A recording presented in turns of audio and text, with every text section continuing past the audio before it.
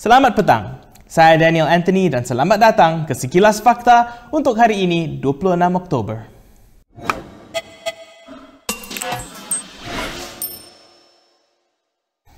Ahli-ahli Parlimen Barisan Nasional bermesyuarat hari ini susulan keputusan yang di-Pertuan Agong menolak cadangan darurat Perdana Menteri Muhyiddin Yassin. Mesyuarat itu juga diadakan selepas Menteri-Menteri Perikatan Nasional mengadakan pertemuan tidak rasmi di kediaman Muhyiddin di Bukit Damansara malam tadi.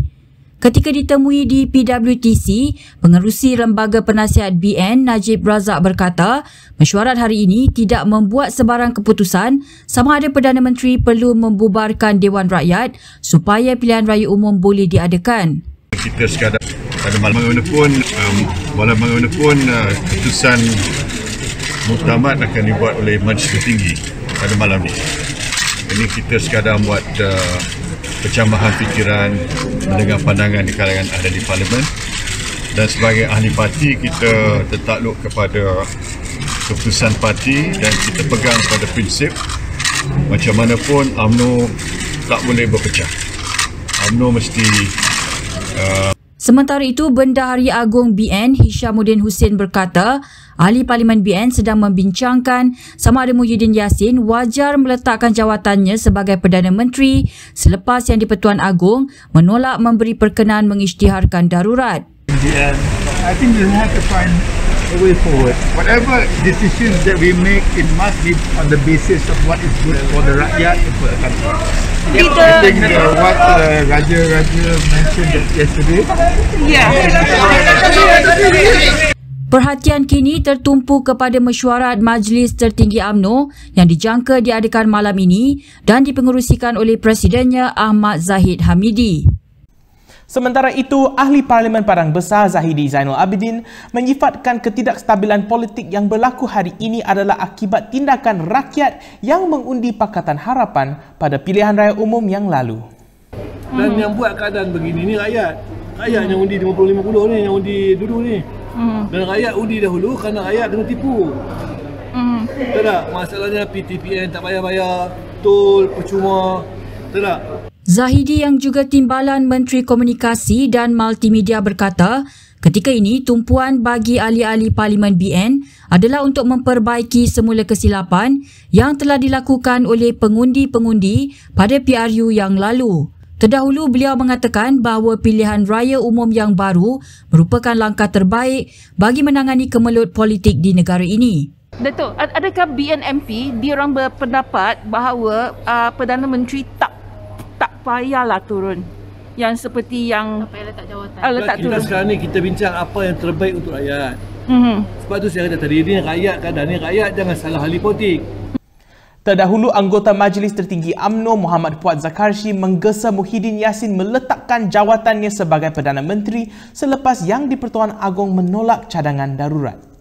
Dalam satu hantaran di Facebook, Fuad juga menjelaskan mengenai apa yang berlaku di kediaman Perdana Menteri di Bukit Damansara, Kuala Lumpur malam tadi. Fuad mendakwa pertemuan itu berlangsung dalam suasana emosi apabila pemimpin bersatu dikatakan menyalahkan Menteri Perdagangan Antarabangsa dan Industri Azmin Ali dan Menteri Dalam Negeri Hamzah Zainuddin berhubung cadangan tersebut. Sementara itu, Fuad berkata penolakan Yang di-Pertuan Agong terhadap perisytiharan darurat mempunyai dua implikasi. Pertama, Yang di-Pertuan Agong menyedari langkah Muhyiddin itu hanyalah muslihat politik dan bukan untuk memerangi COVID-19.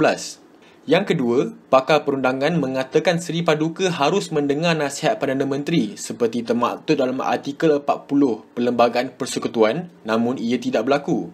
Ini menurutnya merupakan persoalan kepada kredibiliti Muhyiddin sebagai Perdana Menteri.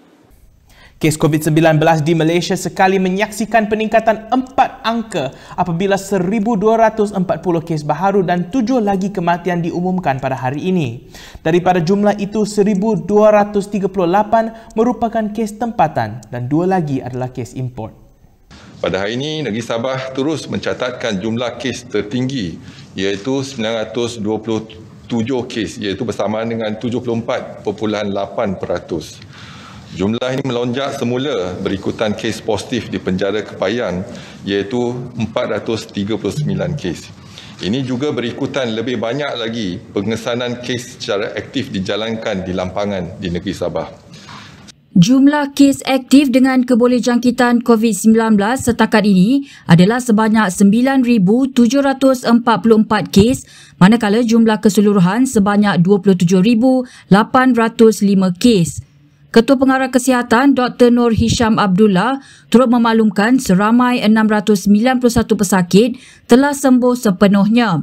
Beliau turut memaklumkan bahawa seramai 94 pesakit sedang dirawat di unit rawatan rapi di mana 31 kes memerlukan bantuan pernafasan. Duka cita dimaklumkan bahawa terdapat pertambahan 7 kes kematian berkaitan dengan COVID-19 pada hari ini. Justru jumlah kumulatif kes kematian COVID-19 di Malaysia adalah sebanyak 236 kes, iaitu bersamaan dengan 0.9% daripada jumlah keseluruhan kes. Tempoh pelaksanaan Perintah Kawalan Pergerakan Bersyarat ataupun PKPB yang sepatutnya berakhir esok di Lembah Kelang akan dilanjutkan untuk 2 minggu lagi iaitu sehingga 9 November depan.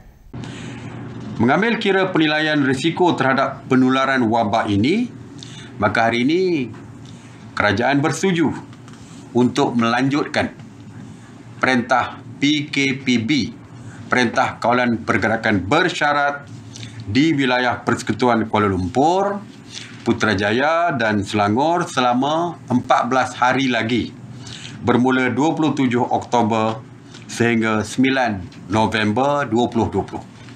SOP-nya adalah SOP yang telah pun diumumkan sebelum ini. PKPB juga akan dikuatkuasakan di Nilai Negeri Sembilan bermula 28 Ogos sehingga 10 November. Sementara itu, Perintah Kawalan Pergerakan diperketatkan, PKPD pula akan dikuatkuasakan di 3 jalan di Putra Point Nilai. Melihat kepada pengorbanan rakyat menghadapi ancaman COVID-19, Presiden Warisan Muhammad Shafie Apdal berkata sudah tiba masanya menteri dan ahli parlimen berusaha memulihkan keadaan itu.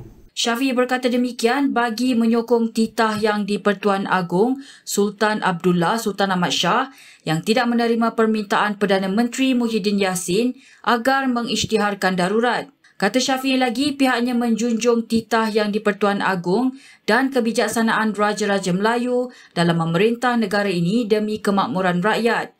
Bekas Ketua Menteri Sabah itu berkata, warisan juga menghargai setiap sumbangan rakyat Malaysia yang mematuhi arahan kerajaan sejak wabak COVID-19 melanda. Semalam Agong bertitah tiada keperluan untuk negara ini diisytiharkan darurat selepas baginda memperhalusi permohonan Muhyiddin yang dipersembahkan pada Jumaat. Walaupun cadangan itu dibuat dengan alasan untuk menangani wabak COVID-19, sesetengah pihak berpendapat ia merupakan usaha untuk menyelamatkan Muhyiddin dan Kerajaan Perikatan Nasional. Selain itu, Shafie turut menggesa komuniti perniagaan untuk bekerjasama dengan kerajaan bagi memberi cadangan demi memulihkan keadaan yang banyak terjejas akibat COVID-19. Baiklah, sekian saja daripada saya Daniel Anthony untuk sekilas fakta pada petang ini. Untuk lebih banyak berita, anda boleh melayari kinitv.com. Anda juga boleh mengikuti kami di Instagram, Twitter, YouTube dan Facebook. Jangan lupa untuk basuhkan tangan dengan kerap dan mengamalkan penjarakan sosial bila di luar. Salam hormat dan jumpa lagi.